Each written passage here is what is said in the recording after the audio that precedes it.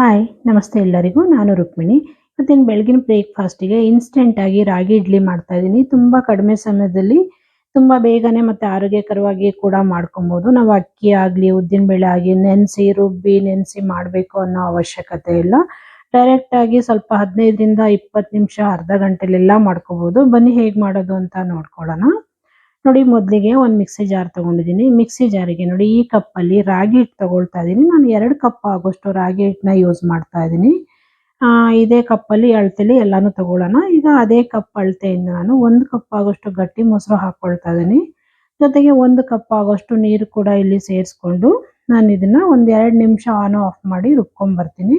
ಒಂದು 2 ನಿಮಿಷ ರುಬ್ಕೊಂಡ್ರೆ ಸಾಕು. ಯಾಕೆಂದರೆ ರಾಗಿ ಹಿಟ್ಟನ್ನ ಯೂಸ್ ಮಾಡಿರೋದ್ರಿಂದ ಜಾಸ್ತಿ ರುಬ್ಬೋ ಅವಶ್ಯಕತೆ ಇಲ್ಲ. ನೋಡಿ, ಇವಾಗ ಹಿಟ್ಟನ್ನ ಒಂದು 2 ನಿಮಿಷ ರುಬ್ಕೊಂಡು ಕೂಡ ಬಂದಿದ್ದೀನಿ. ತೋರಿಸ್ತೀನಿ ನೋಡಿ, ಈ ಹದದಲ್ಲಿದೆ. ತುಂಬ ತೆಳ್ಳಗೆಲ್ಲ ಮಾಡ್ಕೋಬಾರ್ದು, ಸ್ವಲ್ಪ ಗಟ್ಟಿಗೆ ಇರಬೇಕಾಗತ್ತೆ. ನೋಡಿ, ಇಷ್ಟಿದ್ರೆ ಸಾಕು. ಒಂದು 2 ನಿಮಿಷ ಅಷ್ಟೇ ರುಬ್ಕೊಂಡಿದ್ದೀನಿ. ಇವಾಗ ಇದನ್ನ ಸೈಡಿಗೆ ಎತ್ತಿಟ್ಟು ಒಂದು ಸಣ್ಣ ಮಿಕ್ಸಿ ಜಾರಿಗೆ ನೋಡಿ ಈ ಕಪ್ಪಲ್ಲಿ ಅರ್ಧ ಕಪ್ ಆಗೋಷ್ಟು ನಾನಿಲ್ಲಿ ಗಟ್ಟಿ ಅವಲಕ್ಕಿ ತಗೊಂಡಿದ್ದೀನಿ. ಇದನ್ನು ಕೂಡ ರವೆ ಥರ ತರಿಯಾಗಿ ರುಬ್ಕೊಂಡ್ಬರ್ತೀನಿ. ರವೆ ಥರ ತರಿಯಾಗಿ ರುಬ್ಕೋಬೇಕು, ಆಗ ಚೆನ್ನಾಗಿ ಬರುತ್ತೆ ಕೂಡ. ನೋಡಿ, ತೋರಿಸ್ತಾ ಇದ್ದೀನಿ, ಈ ರೀತಿ ರುಬ್ಕೊಂಡಿದ್ದೀನಿ ಕೂಡ.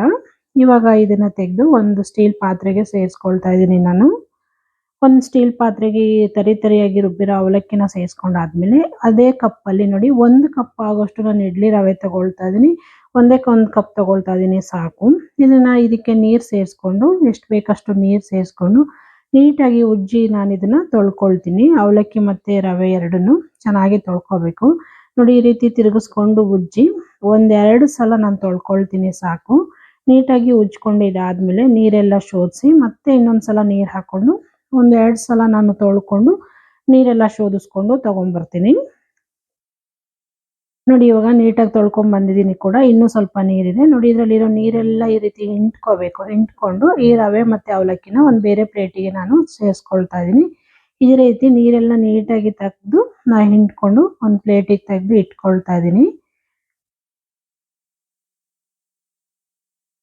ನೋಡಿ, ಎಲ್ಲಾನು ಹಿಂಡ್ಕೊಂಡಿದ್ದಾದ್ಮೇಲೆ ಈಗ ಅದೇ ಪಾತ್ರೆಗೆ ನಾನು ರುಬ್ಬಿಟ್ಕೊಂಡಿದ್ನಲ್ಲ ರಾಗಿ ಹಿಟ್ಟನ್ನ, ಅದನ್ನ ಸೇರಿಸ್ಕೊಳ್ತಾ ಇದ್ದೀನಿ. ಇದ್ರ ಜೊತೆಗೆ ನಾನು ಇವಾಗ ರವೆನ ಹಿಂಡಿ ತೆಗೆದಿಟ್ಕೊಂಡಿದ್ನಲ್ಲ ಅದನ್ನ ಸೇರಿಸ್ಕೊಳ್ತಾ ಇದ್ದೀನಿ, ರವೆ ಮತ್ತು ಅವಲಕ್ಕಿನ. ಇವಾಗ ರುಚಿಗೆ ತಕ್ಕಷ್ಟು ಉಪ್ಪು ಕೂಡ ಸೇರಿಸ್ಕೊಳ್ಳೋಣ. ಸೇರಿಸ್ಕೊಂಡು ಚೆನ್ನಾಗಿ ಇದನ್ನ ಮಿಕ್ಸ್ ಮಾಡ್ಕೊಳ್ಳೋಣ. ನೋಡಿ, ನಾನಿಲ್ಲಿ ಸೋಡಾ ಆಗಲಿ ಏನೋ ಆಗಲಿ ಏನು ಯೂಸ್ ಮಾಡ್ತಾ ಇಲ್ಲ, ಹಾಗೆ ಮಾಡ್ತಾ ಇದ್ದೀನಿ. ತುಂಬ ಚೆನ್ನಾಗಿ ಬರುತ್ತೆ, ಸಾಫ್ಟಾಗಿ ಕೂಡ ಬರುತ್ತೆ. ನೋಡಿ, ಈ ರೀತಿ ಚೆನ್ನಾಗಿ ಮಿಕ್ಸ್ ಮಾಡ್ಕೊಳ್ಳೋಣ.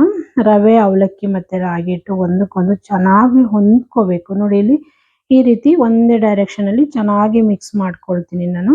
ನಾವೆಷ್ಟು ಚೆನ್ನಾಗಿ ಮಿಕ್ಸ್ ಮಾಡ್ಕೊಳ್ತೀವೋ ಅಷ್ಟು ಚೆನ್ನಾಗಿ ಇಡ್ಲಿ ಸಾಫ್ಟಾಗಿ ಕೂಡ ಬರುತ್ತೆ. ನೋಡಿ, ತೋರಿಸ್ತಾ ಇದ್ದೀನಿ, ಗಟ್ಟಿಗೆ ಇದೆ. ಇದನ್ನು ನೆನೆಸ್ಕೋಬೇಕಾಗತ್ತೆ. ಒಂದು 15ರಿಂದ 20 ನಿಮಿಷ ನಾನು ಇದನ್ನು ನೆನೆಯಕ್ಕೆ ಬಿಟ್ಬಿಡ್ತೀನಿ. ಒಂದು 20 ನಿಮಿಷ ಆದಮೇಲೆ ನಾನು ತೆಗೆದು ತೋರಿಸ್ತೀನಿ. ನೋಡಿ, ಇಲ್ಲಿ ತೋರಿಸ್ತಾ ಇದ್ದೀನಿ, ಒಂದು 20 ನಿಮಿಷ ಆಗಿದೆ. ತೆಗೆದು ತೋರಿಸ್ತಾ ಇದ್ದೀನಿ ನೋಡಿ. ಚೆನ್ನಾಗಿ ಹಿಟ್ಟು ಕೂಡ ನೆಂದಿದೆ, ಗಟ್ಟಿ ಕೂಡ ಆಗಿದೆ, ನೋಡ್ತಾ ಇರ್ಬೋದು ನೀವು. ಇವಾಗ ಇದನ್ನ ಇನ್ನೊಂದ್ಸಲ ಮಿಕ್ಸ್ ಮಾಡ್ಕೊಬಿಡೋಣ.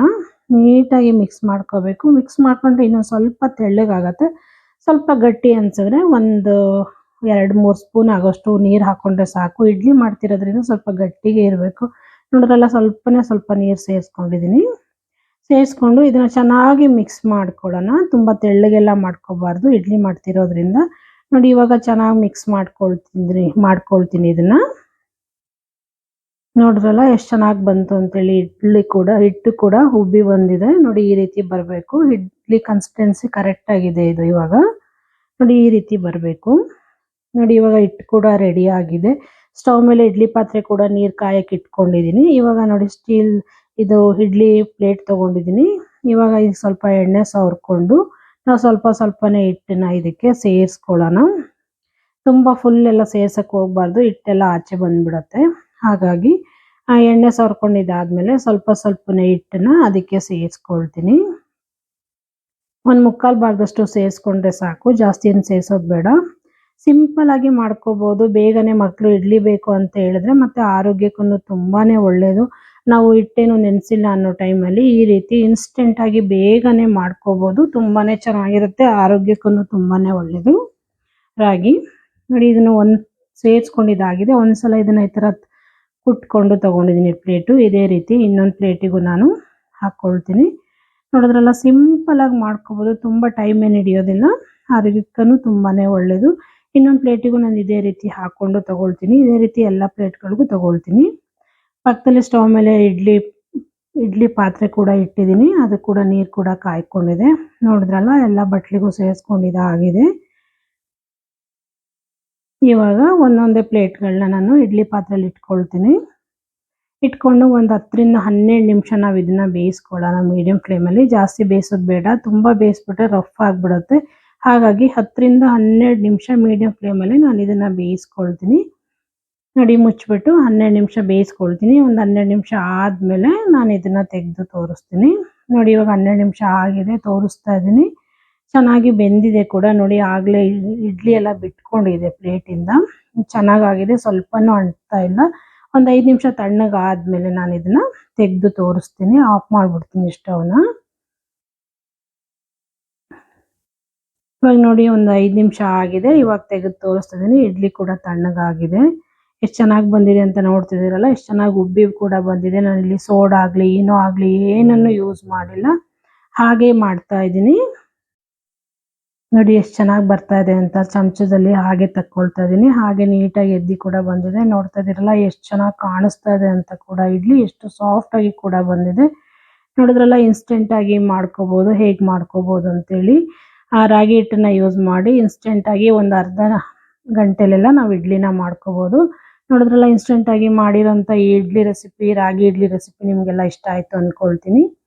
ಇಷ್ಟ ಆದರೆ ಲೈಕ್ ಮಾಡಿ, ಶೇರ್ ಮಾಡಿ, ಸಬ್ಸ್ಕ್ರೈಬ್ ಮಾಡ್ಕೊಳ್ಳಿ. ಹಾಗೆ ಪಕ್ಕದಲ್ಲಿರೋ ಬೆಲ್ ಐಕನ್ ಕೂಡ ಕ್ಲಿಕ್ ಮಾಡಿ. ನಾನು ಯಾವುದೇ ವಿಡಿಯೋ ಹಾಕಿದ್ರೂ ನಿಮಗೆ ನೋಟಿಫಿಕೇಶನ್ ಬರುತ್ತೆ.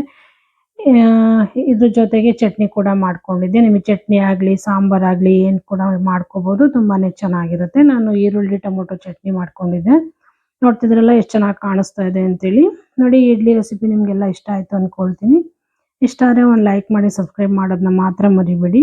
ಹೀಗೆ ಇನ್ನಷ್ಟು ಈಸಿ ರೆಸಿಪಿಯೊಂದಿಗೆ ಮತ್ತೆ ಸಿಗ್ತೀನಿ. ಅಲ್ಲಿವರೆಗೂ thank you friends. Thank you for watching. ಹೀಗೆ ನೋಡ್ತಾ ಇರಿ, ಸಪೋರ್ಟ್ ಮಾಡ್ತಾ ಇರಿ ಫ್ರೆಂಡ್ಸ್. Thank you.